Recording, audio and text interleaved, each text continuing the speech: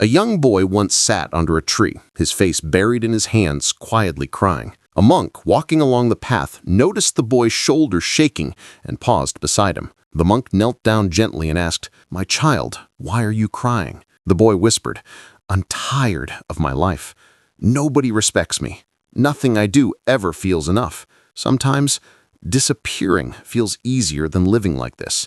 The monk's heart softened. He said, "We often overlook the blessings in our own life. Tell me, who do you wish to be?" The boy wiped his eyes and said, "I want to be admired, respected, someone people look at with appreciation, maybe a model." The monk nodded. He said, "I understand. But before you decide, go ask a model if they are truly happy. Then return to me." The boy went to a photo shoot and approached a model. He said, "You're so beautiful. Everyone admires you. You must be really happy." The model forced a sad smile. "Happy? I'm judged every day. I starve myself to look perfect. People love my appearance, not my heart. Maybe influencers are happier than me." Confused, the boy continued. He found a famous influencer filming a video and said, "You have followers, fame, attention.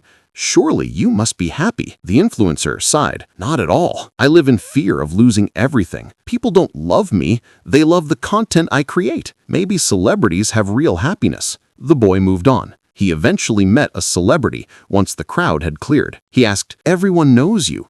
Everyone wants your picture. You must be the happiest person alive." The celebrity gave a tired smile.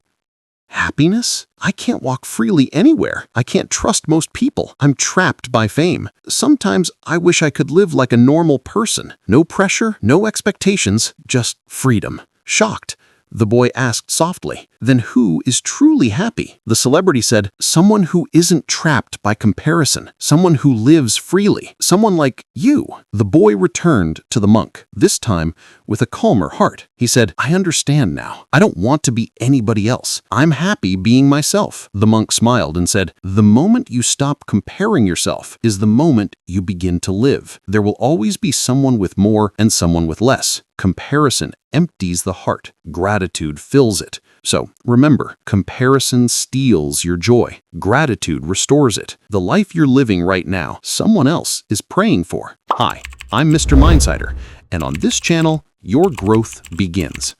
If this touched your heart, hit that like button, subscribe, and share it with a friend.